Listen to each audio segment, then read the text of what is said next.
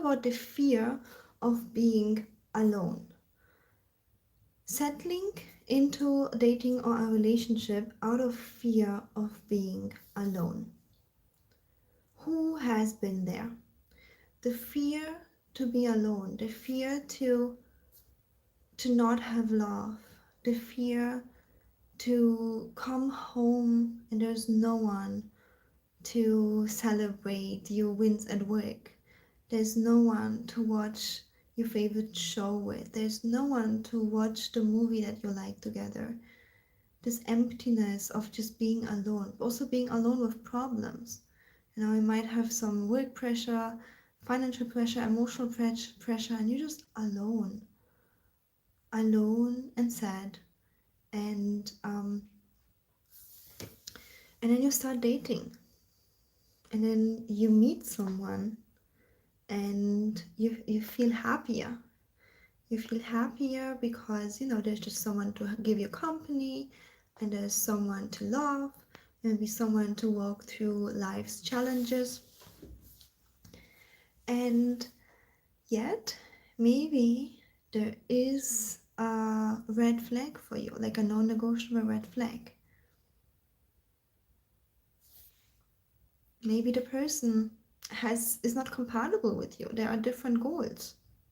Maybe you want to build wealth and the person just loves to spend all of their money. That is not compatible, actually. You know, you have to have a conversation with them. Maybe you want to get married and the person doesn't. Maybe you want to have kids and the person doesn't. And then you think, okay, but I don't want to be alone again. I'm already so happy. Look, you know, I'm enjoying the physical intimacy, the emotional intimacy. And will I find someone else? And we spend so much time together, and we spend so much time together, and I already invested so much in this relationship, time, energy, money, like, and I don't want to lose the love that I have, like, you know, the emotional, physical intimacy. And while I hear you, no one wants to be alone. I mean, some people do enjoy it, but like technically, it's understandable. People don't want to be alone. They want to be in a relationship, right? Like in a loving relationship, having someone to connect to hug, to just share life with, the positive and the negative parts, the up and downs. But if there are things that are not compatible, that is not going to work. Let me tell you why. Like, you might be feeling, I don't want to lose the love that I have, the emotional, physical love. But the problem is, if there's something that either isn't worked through or is not compatible, sooner or later this relationship will slow poison and anyways fall apart. Let me give you an example. One person in you wants to have a kid and the other doesn't. And in the beginning, you might be thinking, okay, whatever, you know, whatever, I'm okay. Then when the time passes by, the years pass by, you just start feeling resentful. You just start feeling hate internally. You just start being snappy at this person. Or maybe you just withdraw and focus and work. But where's the love? It got slow poisoned by resentment. It got slow poisoned by resentment that you didn't get what you wanted because of compatibility problem. And guess what? Now you invested more time, you invested more money, you invested more energy. So settling for someone, for a woman or a man that isn't compatible to you, is not the solution. Because the relationship will anyway slow poison from one or the other side, and it will come up. Even if, let's say, you are resentful or the other person is resentful, even if there's no in per se active statements of like active yelling, cursing, nothing like actively toxic, But again, like the energy will be like resentment. I want nothing to do with you. So that is why the fear of being alone, it's big, I hear you, but you've got to be brave because it's like a tunnel. When you can hold yourself for a while alone, then find someone who actually is a good match for you, you are going to be much more happier later. Then there's another part, and that is, when we are in a relationship, I often talk about this. Our childhood triggers and fears, they just like really come up when we feel like we are in a committed relationship, we're really intimate, close, because it's just like a safe space to come up. Yeah. And then people, all people act differently. One feels like going to flight, like withdrawing, freeze, kind of like numbing through watching TV, or fight. And those reactions can come from triggers. Let's say, I was giving you guys this example before. I actually had this trigger of being ignored and abandoned if someone was watching TV. Yeah. And if I was going to flight, I would just be like, you know what? In my head, you're such an awful person to just ignore me, watch TV. Let me just like run away and talk to other guys instead. Flight. Freeze would be like, okay, I need to numb my pain because I feel abandoned.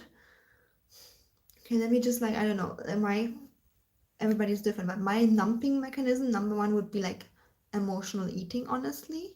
I used to do that a lot when I was younger. So I would like numb. Okay, that's not healthy to just numb. You can't have emotional intimacy and connection if someone is at a fight, flight, or freeze mode. So the last one would be fight. I'm going to this person, either active or passive aggression. How dare you watch TV? How dare you abandon me? How dare you ignore me? You're such an awful person for watching TV. Okay, obviously that's even the worst. But also passive aggression, making comments like, yeah, you're so lazy watching TV always, like you don't even care about me. Or just like passively, aggressively making faces, comments, rolling eyes. That is all not healthy. But that trigger came from my childhood of being ignored.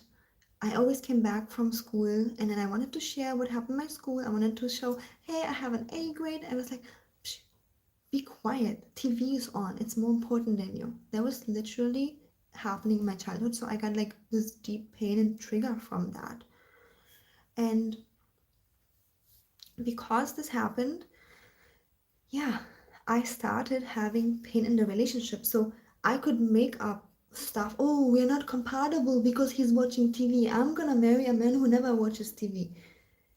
But really, this is not a incompatibility issue. It's a trigger from childhood issue, a trigger from past relationship issue. There's nothing wrong with a man watching TV, playing a video game sometimes, like just relaxing, drinking whatever they want to drink, hang out with. Like, there's nothing wrong with that. It is not an incompatibility issue, it is a trigger issue. So I had to work through that with my coach. I had to within myself work through that and also inform my partner to heal that trigger. So that's another reason why we are afraid to be alone. We don't run away from being alone, then we go into incompatibility, and then the slow poison resentment comes up. But the slow poison resentment also comes up when we have those triggers and we don't heal them. They do exist, and then you might be saying, oh, but I want a person who doesn't trigger me. Then you want a person who walks on eggshells. And people exist like that, but that's not a healthy relationship. Like, if I say I don't want a person who triggers me, then I would expect a man to be like, okay, can I watch TV or not? She's there. Okay, she's there. We're not watching TV when she's there. We're not watching TV when she's there because she will get triggered. We can't twist that she's triggered. This is not healthy. Yeah, so I know a lot of you might say, oh, but I want a person who doesn't trigger me. You will be triggered. And the question isn't, I want a person who's walking on eggshells to never trigger me. The question is, okay, if this is just a trigger, how do I overcome that? And how can I not feel pain? How can I release that pain? Yeah, so for example, how I did it with this TV example, I felt abandoned, right? I felt rejected. I felt deprioritized. I felt ignored. What's the opposite? Love. Self love, importance, priority. I started infusing that inside me, by myself, within me.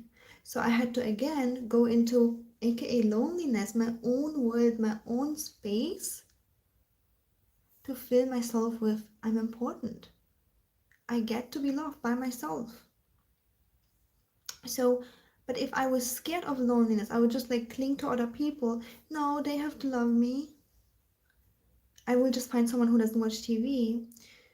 You see that that only creates unhealthy, toxic relationships, codependent relationships. Okay, so what I'm just trying to give you here today is that I don't want you to be afraid of being lonely. Of course, you deserve to have a relationship. Of course, you deserve to be in a relationship. Of course, you deserve to have a partner. But make sure to choose someone who is a good match for you, first of all. And the second thing is make sure to be wise enough to recognize, is it a incompatibility issue? Can we compromise, or is it like a no-go incompatibility issue, which for most people, for example, would be um, one person really wants to have kids and the other one doesn't want to have kids at all? Or is this, or is there any problem coming up because there's a trigger? But then again, we need to go a little bit in your own world, in your own space, to heal that trigger. And that will, it's also facing your own space, being, I mean, I don't really want to say lonely, but it's like taking time for yourself. A lot of people don't want that. And I get that. I was there too. It's easier to just say, but you give me attention. Why can't you just stop watching TV and give me the love that I want? It's easier. Like, why do you have to watch TV? Why can't you just stop watching TV and give me the love that I want? Like, I want love, so give me the love now.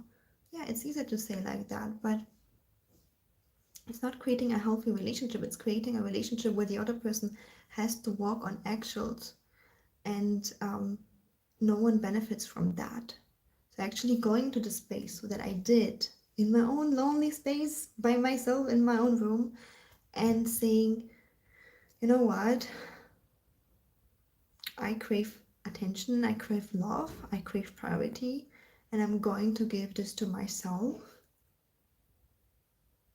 I healed the childhood trigger, and of course I informed my partner about this, so if he wanted, he could also take care that, you know, I get enough attention.